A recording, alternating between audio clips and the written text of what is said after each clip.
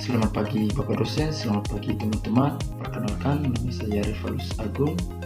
Saya dari program studi Pendidikan Guru Sekolah Dasar dengan NPM 24103151. Saya berasal dari kelas 2024. Oke, baik. Jadi di sini saya akan membahas sebuah kasus asusila yang terjadi di Kota Bandung, Jawa Barat. Jadi kejadiannya adalah seorang dokter residen Unpad melakukan tindakan tidak senonoh atau melakukan pelecehan seksual terhadap seorang anak dari pasien di rumah sakit tersebut. Oke, baik. Jadi menurut saya kasus ini adalah sudah melanggar sila kedua, yaitu kemanusiaan yang adil dan beradab. Baik, tanpa lama-lama mari kita menonton sama-sama kasus ini bagaimana atau seperti apa kronologi sebenarnya. Oke, baik teman-teman.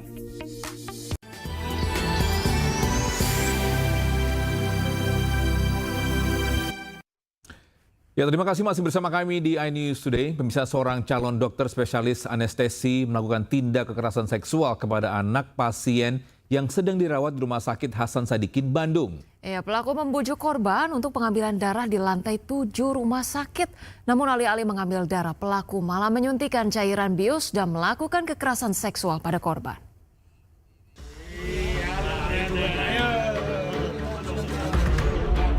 Priguna Anugrah, dokter yang sedang mengambil pendidikan spesialis anestesi di Rumah Sakit Hasan Sadikin, Bandung, ditangkap petugas Dirkrimum Polda Jawa Barat pada tanggal 23 Maret 2025. Priguna ditangkap atas laporan yang dibuat oleh korban FH pada tanggal 18 Maret 2025. Priguna disangkakan melakukan tindak kekerasan seksual saat bertugas jaga di ruang IGD RSHS Bandung. Sebelumnya, Priguna membujuk FH yang sedang menunggu sang ayah yang sedang kondisi kritis. FH diminta untuk menyumbangkan darahnya bagi sang ayah. Priguna kemudian membawa FH ke lantai 7 rumah sakit. Di ruangan tersebut, Priguna kemudian mencoba melakukan pengambilan darah. Tak hanya itu, kemudian sang dokter memasukkan cairan bius ke dalam saluran infus. Saat korban tak sadarkan diri selama 3 jam, Priguna melakukan fantasi seksualnya dengan mencabuli korban. Hingga saat ini, Polda Jawa Barat masih melakukan penyidikan atas kasus ini. Dari Bandung, Jawa Barat, Mujib Priyatno, iNews melaporkan.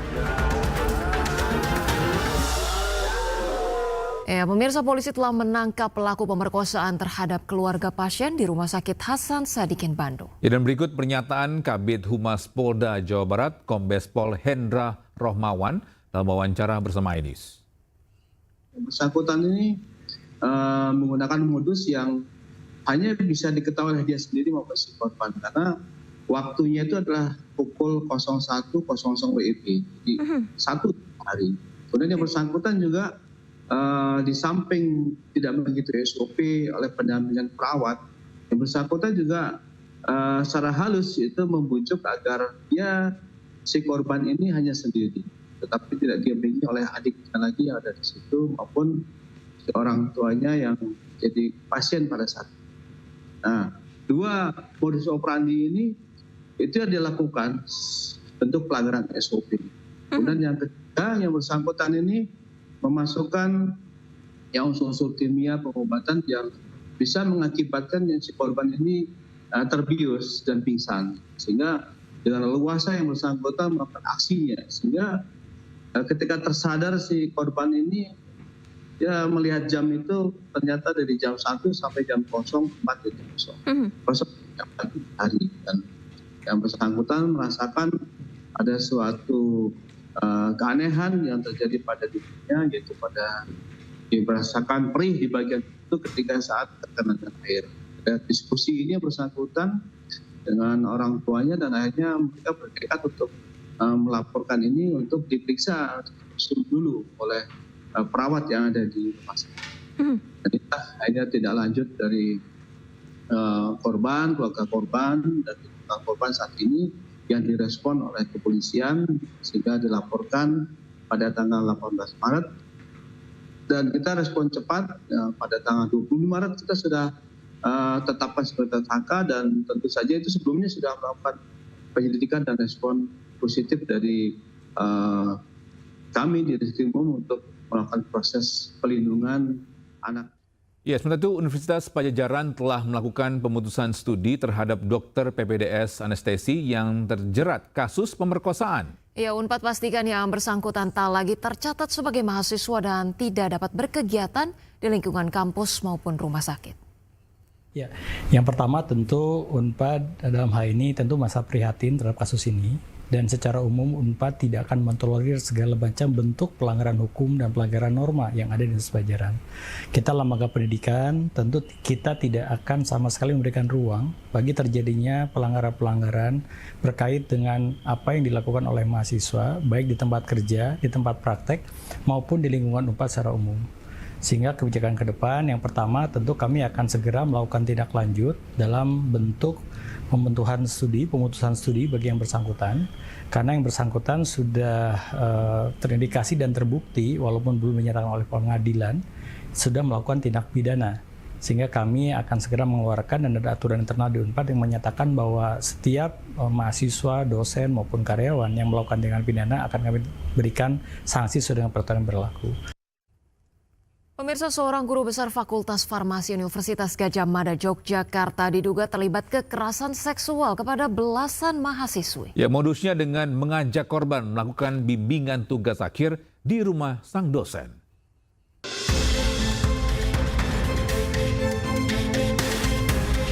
Kasus dugaan kekerasan seksual yang melibatkan guru besar terjadi di Fakultas Farmasi Universitas Gadjah Mada. Pelaku diduga seorang guru besar bernama Edi Meyanto. Korban berjumlah 13 orang mahasiswi. Kasus ini terjadi sejak akhir 2023 hingga pertengahan 2024. Modusnya mengajak korban melakukan diskusi, bimbingan tugas akhir, hingga kegiatan lomba di rumah pelaku. Saat ini pelaku sudah dipecat sebagai dosen UGM.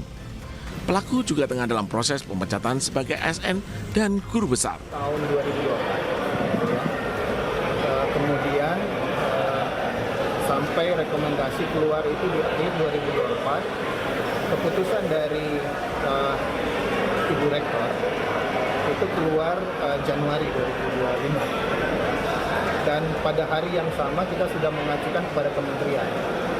Namun di pertengahan bulan Maret itu ada keputusan menteri yang mendelegasikan pemeriksaan untuk pelanggaran disiplin kepegawaian yang hukumannya sedang sampai berat itu didelegasikan ke pimpinan perguruan tinggi negeri. Saat ini pihak UGM tengah fokus melakukan pendampingan kepada para korban karena sebagian belum lulus dari kampus. Dari Sleman, Yogyakarta, Heru Trijoko melaporkan. Ya, dua kasus terjadi di rentang waktu yang bermiripan gitu ya, meresahkan sekali bagaimana kemudian mungkin hari-hari ini SOP evaluasi terkait perekrutan tadi ya, calon dokter spesialis, kemudian ini guru besar begitu ya, SOP-nya jangan hanya akademis saja, prakteknya saja yang dilihat begitu, tapi bagaimana tes psikologi dan kelayakan mereka menjadi seorang dokter ataupun tenaga medis ini seperti apa begitu ya. Ya, dan sangat disayangkan ketika ini terjadi di ruang lingkup ini ya, pendidikan ya, ketika orang pengen belajar, namun mungkin ada oknum-oknum atau nggak tersangka yang melakukan hal tersebut. Niatnya mungkin ya itu ya, kita menanyakan ke dosen terkait dengan tugas-tugasnya, malah dosen tersebut ini memanfaatkan situasinya ya. Dan tadi pun juga terkait dengan dokter, kasus dokter tadi, akhirnya pun ya kita juga punya kekhawatiran ya, kalau seandainya nanti kita masuk ke rumah sakit, kita mau nggak mau harus menemani orang yang sedang sakit, jangan sampai tiba-tiba nanti ada korban-korban yang lain ya. Dan SOP dari rumah sakit ini seperti apa begitu ya? Apalagi tadi kejadian di Bandung, jadi rumah sakit yang sangat besar begitu ya. Monitoringnya seperti apa? Kok bisa sampai kecolongan gitu ya? Apalagi ini calon dokter gitu ya, harusnya lebih dikontrol lebih ketat juga gitu ya. Kita ke informasi lainnya, pemirsa, ribuan obat bius fentanyl hilang di gudang farmasi di 2 rumah sakit di Kota Kendari. Ya, Polresta Kendari menerima 2 laporan, yakni dari RSUD Kota Kendari dan RSUD Bahtera Mas.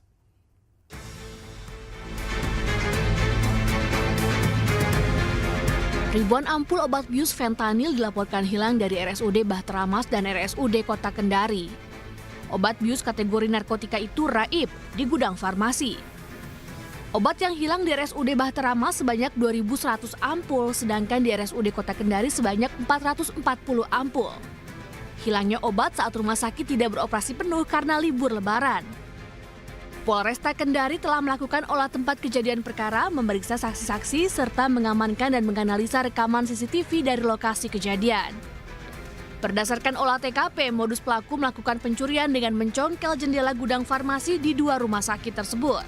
Sejauh ini terkait dengan penanganan adanya indikasi pencurian obat yang ada di RSUD Kota Kendari maupun Bahtera, Rumah Sakit Bahtera, saat ini langkah-langkah yang sudah dilakukan oleh Polresta sudah melaksanakan olah TKP. Kemudian pemeriksaan terhadap saksi pelapor dari 2 TKP tersebut dan mengamankan CCTV yang ada di TKP. Kedua insiden itu menimbulkan pertanyaan serius mengenai sistem keamanan fasilitas kesehatan.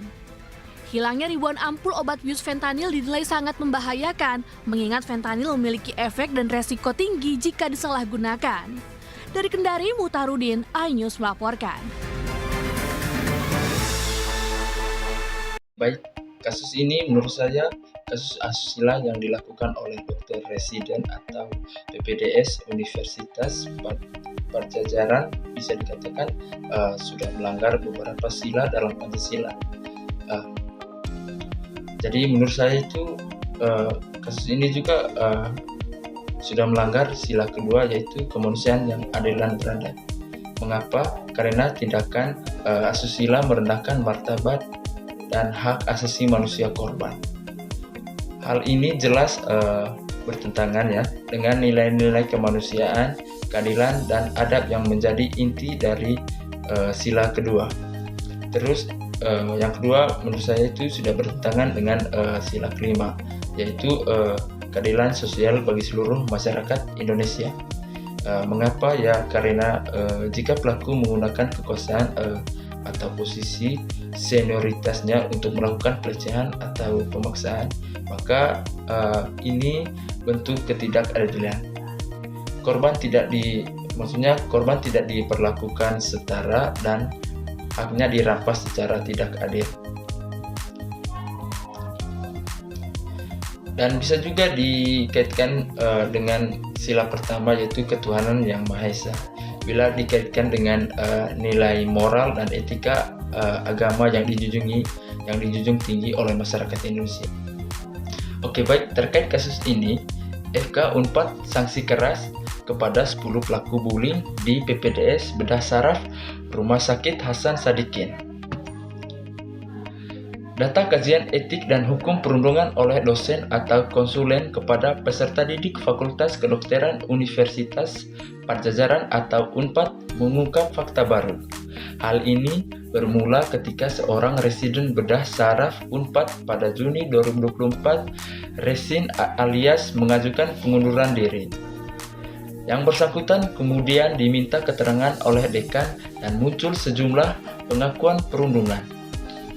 Dokumen tersebut sekaligus menjelaskan Komite Etik, Disiplin, dan Anti Perundungan langsung melakukan serangkaian tindakan termasuk identifikasi masalah. Hasil dari identifikasi masalah salah satunya menunjukkan para residen diminta menyewa kamar salah satu hotel dekat Rumah Sakit Hasan Sadikin selama 6 bulan. Dikutip dari Antara, untuk hal ini biaya yang dikeluarkan berjumlah 65 juta rupiah per orang demi memenuhi penyewaan kamar hotel dan permintaan senior lain termasuk kebutuhan hiburan dan makan. Identifikasi masalah lain menunjukkan adanya dugaan kekerasan fisik hingga pelecehan verbal dan konsulen ke senior. Sehingga kesimpulannya sanksi diberikan dalam beragam tingkatan. Pihak Komite Etik sempat meminta klarifikasi tindakan kekerasan yang dilakukan dokter spesialis bedah saraf senior terhadap peserta didik. Dalam dokumen tersebut, Komite Etik dan Hukum menyimpulkan dugaan perundungan yang melanggar sejumlah aturan, termasuk fakta integritas yang ditekan bersangkutan. Sanksi kemudian diberikan oleh Dekan FK Unpad dan Rektor Unpad. Dekan Fakultas Kedokteran Unpad, Profesor Dr. Yudi Mulyana Hidayat, menjelaskan pelaku bullying yang terbukti melakukan perundungan melakukan perundungan berat sebanyak 2 orang sudah dipecat dari kampus. Adapun 7 orang lain pelaku bullying kategori ringan atau sedang diberikan perpanjangan studi dengan syarat pengulangan. Dan 1 orang dosen pelaku bullying tengah diproses untuk pemberian sanksi berat, kata Yudi.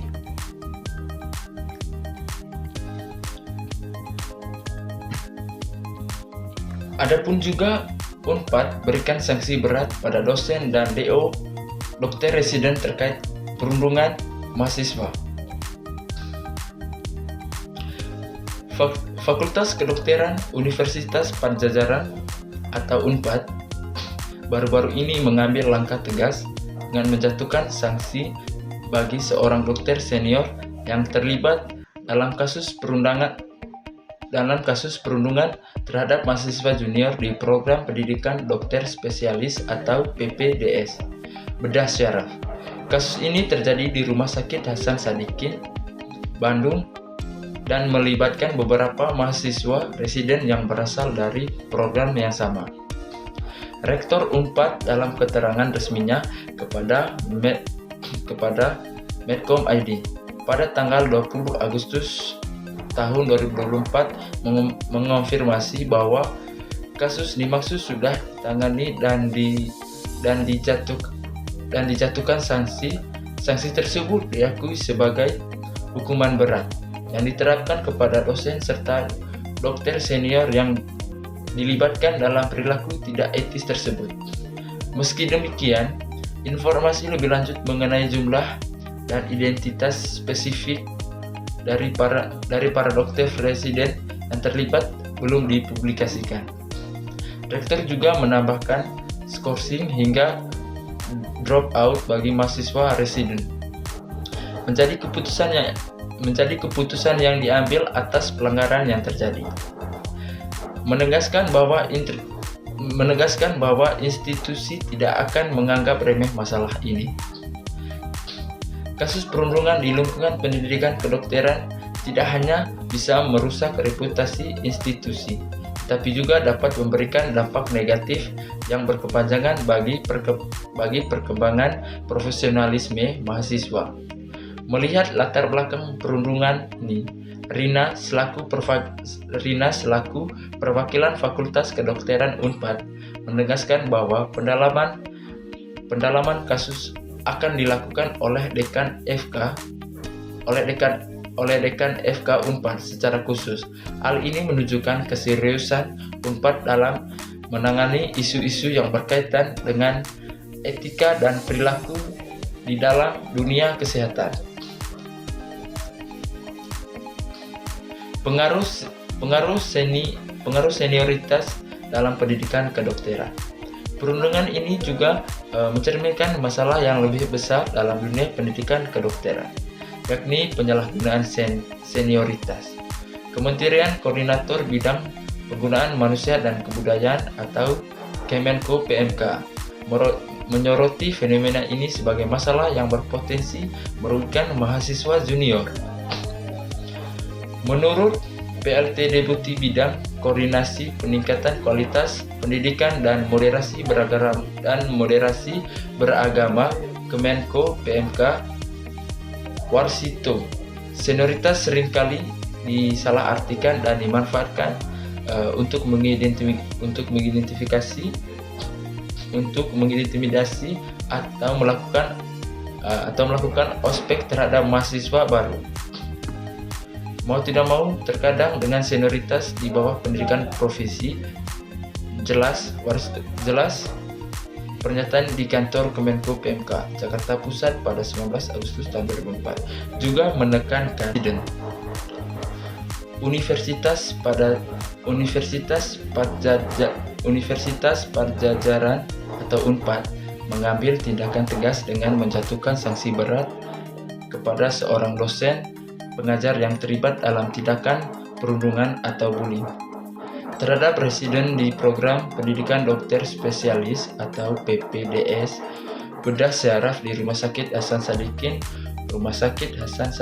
Bandung. Selain itu, 2 residen senior yang terbukti melakukan tindakan bullying juga menerima sanksi pemutusan studi alias pemecatan.